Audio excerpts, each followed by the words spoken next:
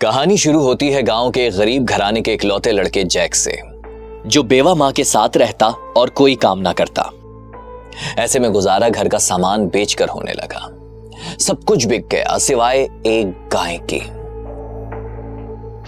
ایک روز بھوک سے تنگ آ کر ماں نے جیک کو وہ بھی بیچنے کو کہا۔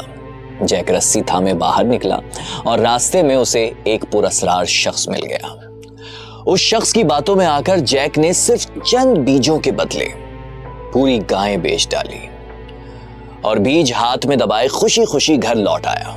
پھر کیا ہوا وہ آپ ferry tell story Jack and the been stock میں دیکھ سکتے ہیں، کیونکہ میں آپ کو پریوں کی نہیں بلکہ PIA بکنے کی اصلی کہانی سنانے بیٹھا ہوں، وہ بھی شروع سے۔ 115.5 billion rupees. 116 billion. 134 billion rupees. 135 billion. We would like to congratulate Arif Habib Consortium on it.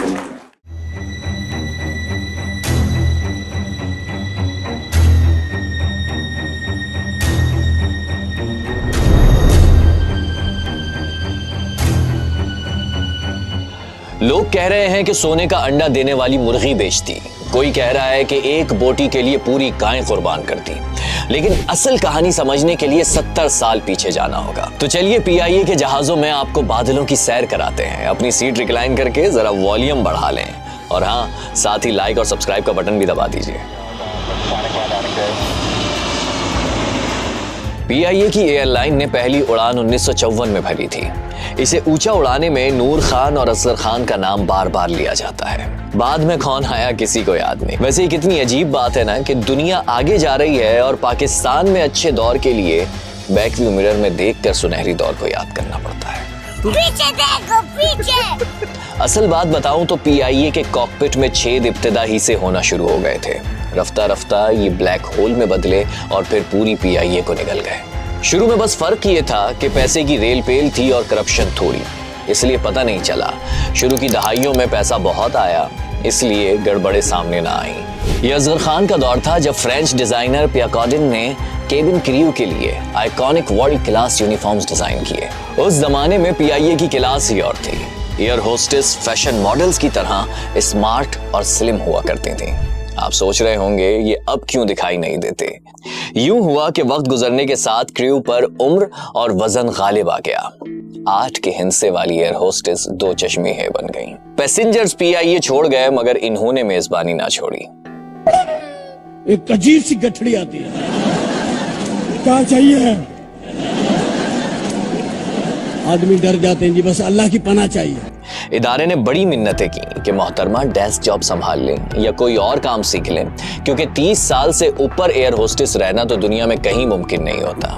Internationally تو ایئر ہوسٹس کو یونیفارمز تک اکٹھے دے دیے جاتے ہیں کہ 6 سال تک انہی میں فٹ رہنا ہوگا، مگر پاکستان میں فضائی میزبان پھیلتی چلی گئیں اور 45 کراس کر کے بھی جاب نہ چھوڑی۔ اب آپ کامنٹ میں بولیں گے کہ تھنگ نے خود باڈی شیمنگ پر ویڈیو بنائی تھی، لیکن اب ایئر ہوسٹس کے موٹاپے کی بات کر رہے ہیں۔ نہیں بھائی، یہ ان کی جاب ہے اور دنیا بھر میں اس جاب کی ڈیمانڈ ہے سلم اور اسمارٹ ہونا، مگر یہاں 45 سال کراس کر کے بھی کوئی ایئر ہوسٹس جاب نہیں چھوڑتی۔ اب بھلا کوئی والد یا والدہ کے کریو کی عمر سے کیا ٹی اور کافی منگوائے گا؟ جب سختی ہوئی تو سو موٹو اسپیشلسٹ افتخار چودھری نے ان کی جابز کو قانونی تحفظ دے کر چیپٹر ہی کلوز کر دیا۔ ذرا یہ تصویر دیکھیے اور سچ بتائیے گا کامنٹ سیکشن میں، کبھی ایسا کریو PIA کے طیارے میں دیکھا ہے؟ بڑی دلچسپ کہانی ہے اس تصویر کی۔ اس میں جو خاتون پاکستانی پائلٹ کے گلے لگی ہوئی ہیں وہ کوئی معمولی شخصیت نہیں، بلکہ دنیا کے فیشن اور کلچر کو ٹرانسفارم کرنے والی American first lady Jackie Kennedy ہیں۔ لیکن کیا آج ہم یہ سوچ بھی سکتے ہیں کہ میلانیا ٹرمپ PIA سے فلائی کریں؟ 1962 میں جیکی کینیڈی PIA کے پلین میں کراچی سے لندن پہنچی تو بڑی ہی امپریس تھی۔ وہ سیڑھیاں اترتے ہی پروٹوکول میں کھڑے پائلٹ کیپٹن صالح سے گلے ملی اور کہا great people to fly with. فیض احمد فیض نے اس فقرے کو اردو میں یوں لکھا، با کمال لوگ लाजवाब सर्विस। मगर फिर एक वक्त आया कि यही स्टेटमेंट उलट हो गई। मगर उस दौर में सिर्फ जैकी कैनेडी नहीं, चीनी वजीर आजम भी PIA इस्तेमाल करते। सऊदी अरब के शाह फैसल OIC के इजलास में PIA की चार्टर्ड फ्लाइट इस्तेमाल करके पहुंचे। जॉर्डन के शाह हुसैन भी PIA के जरिए मिडिल ईस्ट कंसल्टेशंस का हिस्सा बने। आपको पता है PIA जेट एज में दाखिल होने वाली पहली एशियन एयरलाइन बनी जब बोइंग 707 ने 1960 में लंदन, कराची और ढाका को कनेक्ट किया। 7 घंटों से भी कम वक्त में लंदन से कराची पहुंचकर फास्टेस्ट फ्लाइट का रिकॉर्ड भी कायम किया। 4 कॉन्टिनेंट्स के 62 सीट्स की फजाओं पर हमारा राज था। 70s और 80s में PIA ने DC-10, बोइंग 747 और एयरबस A300 ऑपरेट किए और एशिया में बोइंग 737-300 उड़ने वाली पहली एयरलाइन बनी। उसी जमाने में डायरेक्ट न्यूयॉर्क फ्लाइट्स भी शुरू हुई। अब नेटवर्क टोक्यो से न्यूयॉर्क और अफ्रीका से यूरोप तक फैल चुका था। बल्कि PIA खुद इंटरनेशनल एयरलाइंस को ऑपरेशनल और टेक्निकल मदद दे रही थी। आपको शायद ये भी नहीं पता होगा कि सबसे पहले इन फ्लाइट मूवीज PIA ने शुरू की और ट्रेनिंग सेंटर्स कायम किए। आज की 4 स्टार एमिरेट्स एयरलाइन को उड़ना भी PIA ने ही सिखाया था। ये बातें शायद आपने सुनी हो जो वाकई सच है, मगर फिर हम खुद उड़ना भूल गए, या यूं कहिए कि भुला दिया गया। PIA की परवाज PK 797 के तैयारे में दौरान परवाज तकनीकी खराबी आ गई है। PIA जराये के मुताबिक दौरान परवाज जहाज में खराबी के बाइस परवाज को दमाम उतार लिया गया। असल में बात यह भी है कि शुरू में इस कामयाबी की बड़ी वजह यह भी थी कि उस वक्त PIA का कोई कंपटीशन ही नहीं था। हम एक इमर्जिंग एयरलाइन जरूर थे, मगर 70s तक ना तो गल्फ एयरलाइंस फजा में थी और ना 80s तक एमिरेट्स का कोई वजूद था। इत्तेहाद और कतर एयरवेज भी 90s में लॉन्च हुई, मगर एक एक करके हमसे आगे निकल गई। तो ये समझिए कि शुरू में PIA रीजन में अकेले दौड़कर फर्स्ट आ रही थी।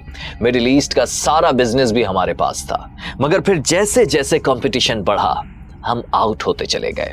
उसकी वजह शायद ये भी है कि हम दौर के साथ खुद को अपडेट नहीं करते। PIA में पहली बड़ी टर्बुलेंस 1988 में हुई जब सियासी भर्तियों के दरवाजे खोले गए। रफ्ता रफ्ता एक प्लेन पर 100-200 के बजाय दुगना यानी 500 का स्टाफ बिठा दिया गया।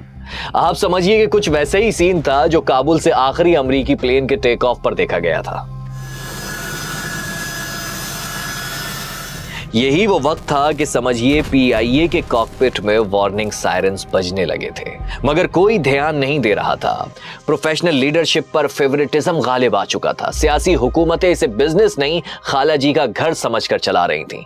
उसी दौर में PIA का अपना अस्पताल, अपनी लैब, अपना प्रिंटिंग प्रेस, अपना पोल्ट्री फार्म हुआ करता था, जिसकी कोई जरूरत नहीं थी भाई। Flight kitchen, dish washer, chef, सबके सब ही PIA के एम्प्लॉयज थे। लोडर से लेकर काउंटर सुपरवाइजर और जहाज के डोर तक PIA का स्टाफ होता। दुनिया में ये सब काम एफिशिएंसी के लिए आउटसोर्स किए जाते हैं, मगर यहां हर कोई PIA का एम्प्लॉय बन गया, चाहे वो माली हो या फिर दीवारें रंगने वाला पेंटर। एक दिन मैं हेड ऑफिस गया, एक साहब पेंट कर रहे थे। उन्होंने मुझे दूर से सलाम किया क्योंकि मैं एसोसिएशन का प्रेसिडेंट था। मैंने दूसरे से पूछा कि यार मैं इनको पहचानता नहीं। कहेंगे पेंटर ऑफिसर है कि मेंबर है। मैंने कहा यार सॉरी मैंने नहीं पहचाना। अब 14-15 हजार के स्टाफ में से कुछ नहीं तो 4000 अफराद ऐसे थे जो ना भी आते तो PIA के ऑपरेशन पर कोई फर्क नहीं पड़ता। इतना डेड वेट लेकर चलना किसी ऑर्गेनाइजेशन के बस में नहीं। फैसलाबाद और मुल्तान में तो इतनी फ्लाइट्स नहीं थीं जितना स्टाफ भर्ती कर लिया गया। अक्सर स्टाफ पूरा दिन ताश और लूडो खेल कर टाइम पास करता। पैसा आ रहा था और पानी की तरह बहाया भी जा रहा था, मगर आखिर कब तक? जब आमदनी 98 और खर्चा रुपया होना तो एक ना एक रोज काम ठप हो ही जाता है। PIA पैसेंजर्स से ज्यादा अपने मुलाजमीन को सर्व करती रही, दिन रात उन्हीं की खिदमत में लगी रही। अच्छा, PIA वालों का न्यूयॉर्क और टोरंटो से बड़ा गहरा ताल्लुक है। ये दोनों शहर पायलट्स, केबिन क्रू, हत्ता के ग्राउंड स्टाफ के लिए दूसरा घर समझे जाते हैं। PIA एम्प्लॉयज वहां अब इतनी बड़ी तादाद में हैं कि उनकी बाकायदा एसोसिएशंस बनी हुई हैं। जरा अपने आस पड़ोस में नजर दौड़ाएं, जो कोई कभी PIA का मुलाजिम था कब का फैमिली समेत बाहर सेटल हो चुका भाई। और उधर शॉर्टेज ऑफ फंड्स की वजह से तैयारों की रिपेयरिंग रुकने लगी। पुर्जों के पैसे ना होने पर तैयारे ग्राउंड होने लगे। 33 तैयारे थे, अब सिर्फ 16 रह गए। मगर स्टाफ बढ़ने की रफ्तार ना थमी। वक्त गुजरता गया और 1991 आ गया।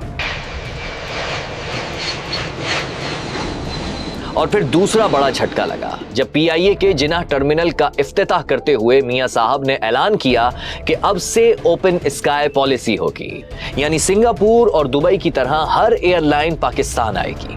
सबके लिए आसमान खोल दिया गया। पीआईए से कोई कंसल्टेशन ना हुई। 1000 बिलियन रुपीस का ट्रैफिक बांट दिया गया, यानी जो चाहे आए और जितने मर्जी चाहे मुसाफिर ले जाए। अब पीआईए तो जैसे मैंने बताया था कि अकेले दौड़ने की आदी थी, मोनोपोली की पैदावार थी। यहाँ तो मैनेजर भी खुद को गवर्नर समझते थे।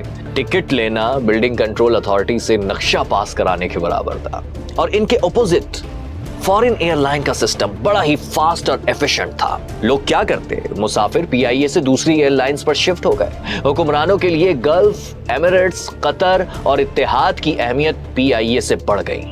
उस दौर में कहा तो ये भी गया था, ये दावा था, क्लेम किया गया था कि इन एयरलाइंस ने बहुत से एहतजाज और धरने स्पॉन्सर किए थे ताकि पीआईए जमीन से लगी रहे। और ऊपर गवर्नमेंट लेवल पर कोई और गेम चल रही थी। एक के बाद एक फॉरेन डेलीगेशन आते और उन्हें प्लेट में रखकर रूट्स दे दिए जाते। उनकी फ्लाइट्स बढ़ती और पीआईए की घटती रही। अब पता नहीं ये सब कुछ किस फेवर के बदले हो रहा था। और वैसे भी हमारी क्या मजाल कि हम अपने अरब दोस्तों के बारे में कुछ कहें। साहब दुबई गए, वहाँ कमिट करा है कि जी हम आपको 10 एडिशनल फ्लाइट्स देंगे। कमिट करा है। यहाँ आके डॉक्यूमेंट बना। वजह क्या थी कि मिनिस्टर साहब ने कहा जी कि मेरे इलाके में आप एक हॉस्पिटल बना दें, एक स्कूल बना दें। इसके अलावा क्या डीलिंग थी मैं नहीं कह सकता, ना मुझे पता है। 2004 में पीआईए ने अपना आखिरी मुनाफा कमाया। उसके बाद सब खसारा ही खसारा। 2007 में यूरोप फ्लाइट्स पर पाबंदी लगी। असल में इंजीनियर्स पर प्रेशर था कि वो फ्लाइट शेड्यूल मेंटेन करने के लिए ज्यादा से ज्यादा फ्लाइट्स लगाएं। लंदन में पीआईए के तैयारे में फॉल्ट पकड़ा गया तो उसे ठीक करने के बजाय फ्रांस भेज दिया गया। वहां ऑब्जेक्शन हुआ तो जर्मनी या एम्स्टर्डम। इसी तरह खराब तैयारा एक से दूसरी जगह घूमता रहा।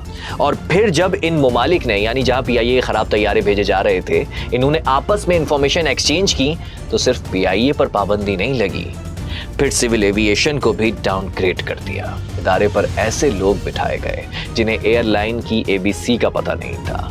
कभी पायलट नशे में झूमता पाया गया तो कहीं पूरा का पूरा क्रू कनाडा में स्लिप हो गया। फ्लाइट डिलेज, मिसबिहेवियर की शिकायतें आम होने लगी। कोरोना के जमाने में पीआईए का तैयारा पायलट की गलती से कराची में गिरकर तबाह हुआ तो एक नया पेंडोरा बॉक्स खुल गया। पीआईए के एविएशन मिनिस्टर गुलाम सरवर खान ने पीआईए पायलट्स के लाइसेंस जाली करार देकर जैसे एक बम दे मारा।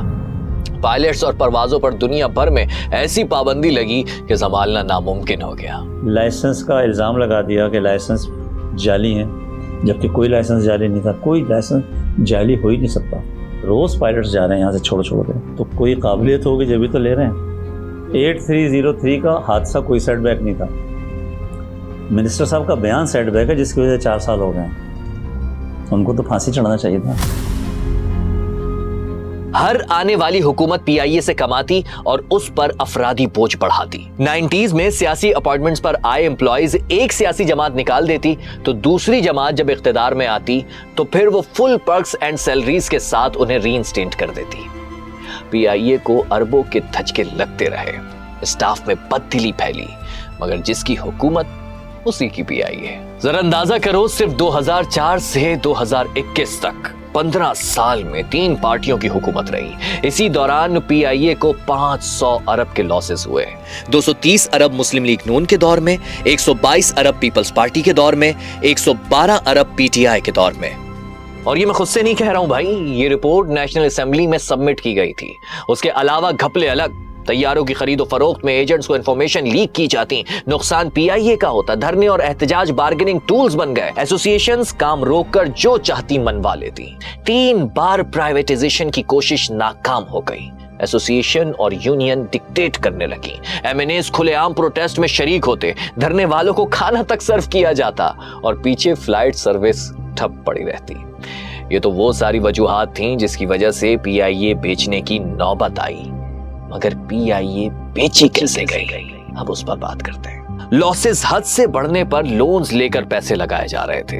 मगर दवा के साथ साथ मरज भी बढ़ता जा रहा था। फिर पिछले साल हुकूमत को एक तरकीब सूझी और पीआईए को 2 हिस्सों में बांट दिया, good PIA and bad PIA. नहीं समझ आया? भाई हुकूमत ने पीआईए के 75% शेयर्स बेचने का फैसला किया और 25% अपने ही पास रखे। मगर पीआईए के इस 25% हिस्से को आप बैड पीआईए समझें। उसी वजह यह है कि पिछली हुकूमतों की उन नाअहलियों की वजह से 650 अरब रुपए का कर्जा चढ़ा। ये वो रकम है जो हुकूमत को देनी है। अगर बैंक से लोन लेकर ये लॉस पूरा किया जाए तो भी 10% के हिसाब से 65 अरब रुपए देना होंगे। यानी पीआईए की तबाही की कीमत हुकूमत बरसों चुकाती रहेगी। हुकूमत ने इसे 135 अरब रुपए में बेचा है, मगर सिर्फ 10 अरब सरकारी खजाने में आए हैं और बाकी वापस एयरलाइन में लगाए जाएंगे, गुड पीआईए में। यानी वो 75% हिस्सा जो प्राइवेटाइज हो गया है। मान लें कि गुड पीआईए बेचकर हुकूमत ने 55 अरब रुपए बना भी लिए तो लगभग 600 अरब के कर्जे का बोझ 25% पीआईए के साथ हुकूमत पाकिस्तान पर ही रहेगा। मगर पूरा चांस है कि गुड पीआईए यानी जो प्राइवेटाइज हो गई है उसे अच्छे अंदाज में चलाया गया तो कम से कम कर्ज नहीं बढ़ेगा। जियालों, मतवालों, खिलाड़ियों और कीमे के नान वालों से आजाद इंतजामिया कुछ ना कुछ काम जरूर कर दिखाएगी। ये बात सही है कि बैड पीआईए बहुत पीछे रह गई, लेकिन अगर पीआईए ना बेचते तो इसका भी वही हाल होता जो आज पाकिस्तान स्टील का है। जानते हैं ना, 10 साल से बंद पड़ी है मगर समझ नहीं आ रहा कि भाई इसका करना क्या है। आखिरी बार मुशर्रफ के दौर में ये प्रॉफिटेबल हुई थी, फिर सियासी हुकूमतों ने इसे ताला लगाकर ही दम लिया। अब हाल ये है कि 600 अरब के कर्जों और खसारे पर हर साल 20 अरब इंटरेस्ट अदा किया जा रहा है। मैं और आप जो दूध से लेकर डबल रोटी पर हर चीज पर टैक्स देते हैं ना, इन्हीं पैसों से उसके सियासी मुलाजमीन को घर बिठाकर 2.5 अरब रुपए की तनख्वाह दी जाती है।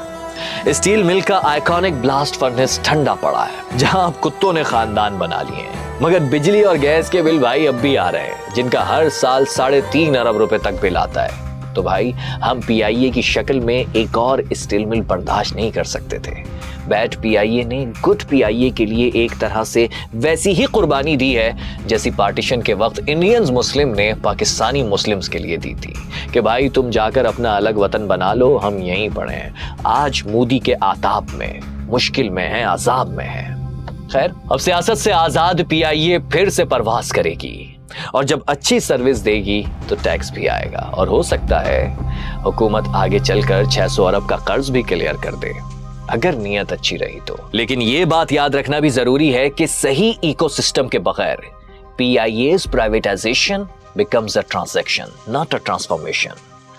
तो चलो, देर आयत दुरुस्त आयत। भाई इसमें सारी कामयाबी ट्यूशन मास्टर की है और मजे की बात यह है कि अब वही ट्यूशन मास्टर पप्पू के गार्जियन भी बन चुके हैं। जो नहीं समझे वो पोगो देखें। खैर, सुना तो होगा सक्सेस हैज मैनी फादर, मगर नाकामी का कोई बाप नहीं होता। आज पीआईए की इस हालत में फरोख्त पर खुशी मनाई जा रही है, अच्छा है, मगर फरोख्त से पहले पीआईए को इस हाल तक पहुंचाने वाला है कौन? पर तनकीद करते हैं कि गवर्नमेंट का भी छोड़िए ना बैट को, होप फॉर गुड।